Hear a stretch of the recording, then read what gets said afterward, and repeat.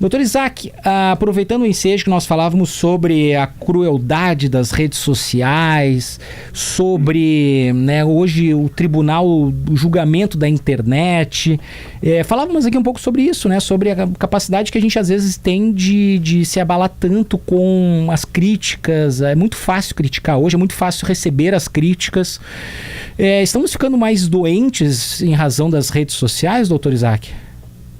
As redes sociais têm contribuído muito para amplificar a nossa loucura, para transformá-la numa coisa maior e mais projetada por sobre a realidade. Você tem toda a razão. As redes sociais, do jeito que elas estão organizadas no momento atual, ela promove os piores sentimentos que o ser humano é capaz. E como que nós podemos desenvolver mecanismos para lidar com esse... Nos blindar, né? Nos blindarmos dessa época que nós vivemos, porque as coisas não vão voltar a ser como antes. Até eu quero ouvi-lo sobre questões de nostalgia, porque é uma pauta interessante, mas nós não voltaremos a ser como era antes. Não adianta, a gente tem que se adaptar a esse novo cenário e essa realidade que nós temos. Como fazer isso? O Lulu Santos já falava isso há muito tempo atrás, na música dele, Como uma Onda no Mar, né? Mas isso é da natureza das coisas. As coisas estão o tempo todo se transformando. Por exemplo, o fato de você criticar as redes sociais é porque as redes sociais estão despertando um sentimento negativo em você. Toda vez que você está criticando, você está se alimentando de um sentimento tóxico, de um sentimento ruim, de um sentimento com características agressivas e cruéis. Por quê? Porque você está dizendo que o que não deveria ser daquele jeito, daquela maneira. E esse é o grande caminho para os desequilíbrios emocionais. Desculpe o exagero, tá? Eu estou exagerando para que o pessoal possa estar entendendo. Dá para dizer, doutor, que boa parte do sofrimento vem da realidade ou das expectativas que a gente cria sobre ela? Porque a gente vê muito no Instagram, a gente se compara, parece que a grama do vizinho ela acaba sendo mais verde, quando na realidade, às vezes no offline, não é bem assim, né? É verdade, mas na verdade o que conta é que a gente projeta a nossa idealização na grama do outro. Aquela coisa perfeita, maravilhosa, cheia de prazer na nossa imaginação, pertence ao outro. E aí a gente quer pra gente e tem sentimentos negativos. Tá bom? Muito bem. Eu tenho a sensação, o doutor pode até me corrigir se eu estiver errada, a felicidade, de certa forma, ela virou uma obrigação social, né? E eu já pergunto para o senhor, por que tanta gente sente culpa por não estar bem, mesmo tendo tudo entre aspas? É por causa dessa comparação? Yasmin, mas por que você fala desse jeito tão crítico em relação às pessoas que são assim? É porque é mais questão de que chega aqui para nós do nosso WhatsApp também. Alguns ouvintes se perguntam e muitos falam, né? Às vezes a gente tá nessa geração... As pessoas não agem diferente porque com o grau de consciência que elas têm, elas não conseguem fazer melhor. Elas não têm a capacidade, a clareza, o entendimento do quanto seria melhor para elas se elas agissem de uma outra maneira. Como isso não está ao alcance delas, elas não conseguem fazer. Mas como vocês estavam falando agora há pouco, a tendência natural do ser humano é de criticar. É isso. De falar, ele não devia ser assim, ele não devia ser assado. E nós precisamos ficar muito atentos, porque quando a gente vê as pessoas se comportando desse jeito, a gente não pode falar que elas não deveriam se comportar do jeito que elas estão se comportando. Se elas criticam, a gente tem que, na nossa mente, dar o direito a elas de criticar. Pois isso é uma questão.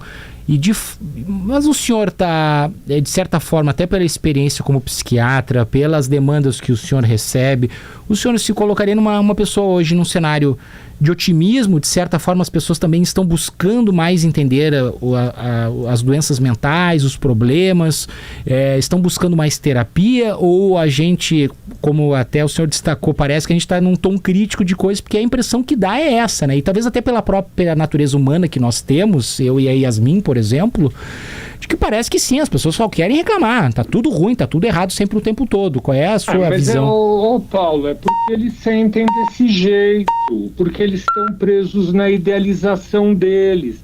Você, por exemplo, agora está criando uma idealização de como o mundo poderia ser perfeito. Na hora que você se permite levar por isso, você está abrindo a porta para o teu sofrimento. E é isso que está acontecendo com o mundo de uma maneira geral. Por uma série de razões palpáveis, neurocientíficas, o ser humano está cada vez mais se prendendo à sua idealização. E isso faz ele se sentir cada vez mais infeliz, porque a idealização é só um movimento da nossa mente, ele não existe de verdade. Não existe a felicidade eterna, não existe o prazer total. A vida é feita de dor, de sofrimento, de mágoas, de invejas, de dificuldades que a gente tem de se relacionar, e a gente precisa aceitar isso. A gente precisa entender. Para responder a sua pergunta, não, eu não sou ninguém para fazer nenhum tipo de julgamento, mas no meu ponto de vista, o ser humano está indo por um caminho pouco saudável. Eu entendo que o ser humano está caminhando por um lado muito autodestrutivo. Por quê?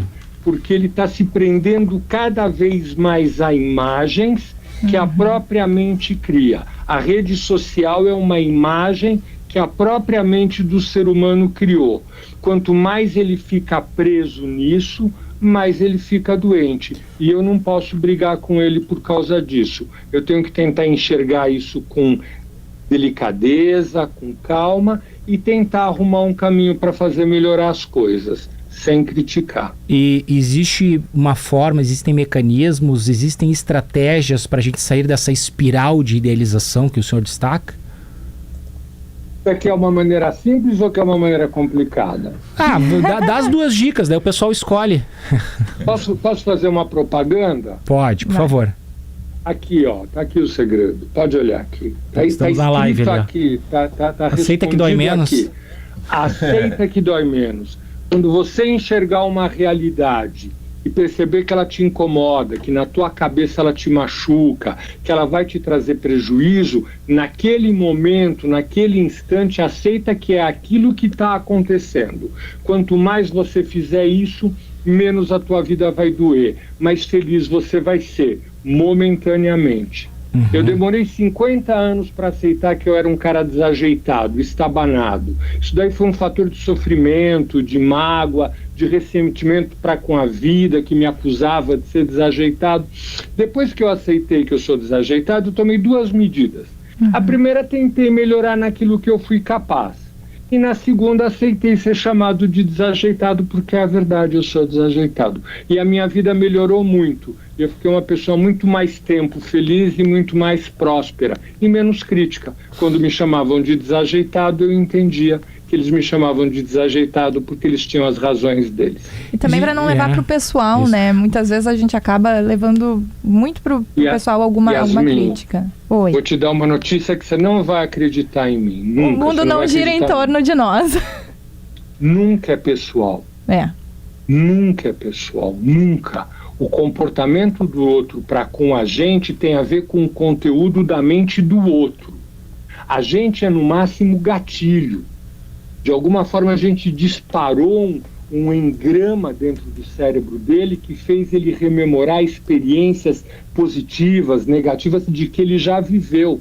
E ele vai te responder de uma forma condicionada, baseada nisso e não naquilo que você é. É interessante essa perspectiva porque dentro desse conceito da idealização eu me enxergo de um jeito e gostaria que o mundo me enxergasse da forma como eu acho que eu sou. E eventualmente eu sou uma pessoa esquecida, eu sou uma pessoa atrapalhada, eu sou uma pessoa estabanada. E quando essa nossa expectativa acerca de nós mesmos ela não é atendida, a gente se ofende. Não, na verdade frustra. não. Eu acho que se frustra, a gente tem que abraçar isso. A gente passa por um grande sofrimento, porque aquele mapa que estava instalado na nossa cabeça de que se a gente fosse o máximo, o mundo todo seria do jeito que a gente quer, a gente está perdendo. A gente fica com ódio, a gente fica com raiva, a gente não aceita, a gente se acusa, a gente acusa o outro. Como o senhor vê hoje esse cenário, dentro dessa lógica de que as pessoas estão querendo se entender mais e se colocarem em certas caixinhas, digamos assim, muitas coisas hoje fala-se, se a pessoa fez tal coisa, é déficit de atenção. Se a pessoa tem uma determinada característica, é um transtorno de espectro autista. Essas caixinhas que estão sendo criadas, esses diagnósticos, o que está funcionando e o que o senhor percebe que eventualmente está ocorrendo de exagero nisso aí, doutor? Vou só aproveitar e já complementar a tua pergunta, porque eu tinha uma parecida. Tem um excesso de diagnósticos ou a gente está falando mais de saúde mental atualmente? Isso.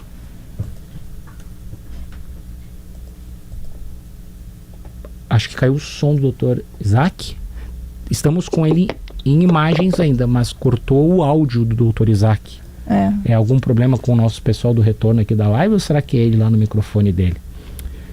Agora fiquei muito curioso para ver essa resposta. Não que eu não estivesse pelas outras. Agora sim. Eu tô aqui. Faz de novo, Paulo, que no nervoso me perdi aqui.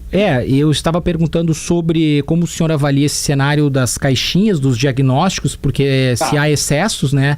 E aí Yasmin perguntava se de fato está vendo esse excesso, ou se a gente fala mais de saúde mental. Ou é porque estamos falando mais e buscando mais ajuda, né?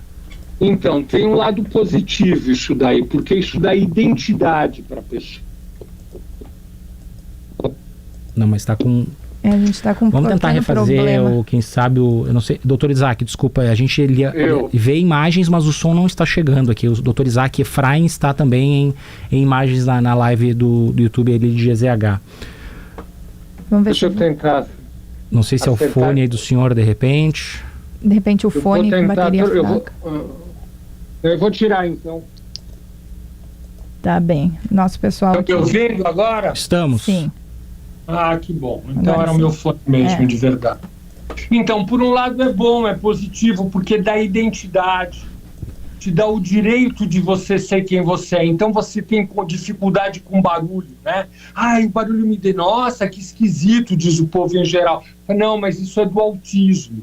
Legal, a pessoa se dá o direito, ela se permite. Então esse lado positivo existe, mas o fato de você justificar o teu comportamento com o teu diagnóstico é muito ruim, porque aí a pessoa se isenta de responsabilidade daquilo que está acontecendo. Ela não entende que ela poderia atuar para melhor. Ela joga para o diagnóstico a responsabilidade do problema dela. Não sei se eu consegui me fazer claro. Fez, sim. Essa é a dúvida, porque a pessoa aceita aquele diagnóstico e o mundo que se vire. Eu sou assim. É um pouco isso, né? Mas sabe o que eu acho? Eu acho que isso deveria ser... Você vai achar estranho, mas eu acho que isso deveria ser geral. O problema é que quando se vira mal...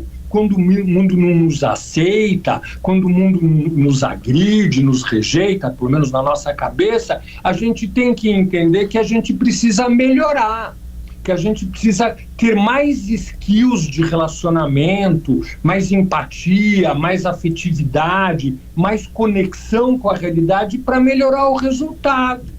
Aí se você melhora a tua produtividade na vida, porque quer esse resultado, as pessoas te aceitam mais, melhor. Agora, simplesmente querer que as pessoas te aceitam porque você quer, o que te espera é o pior dos mundos. É o mundo das rejeições, é o mundo do inconformismo, é o mundo da frustração, como você estava dizendo agora.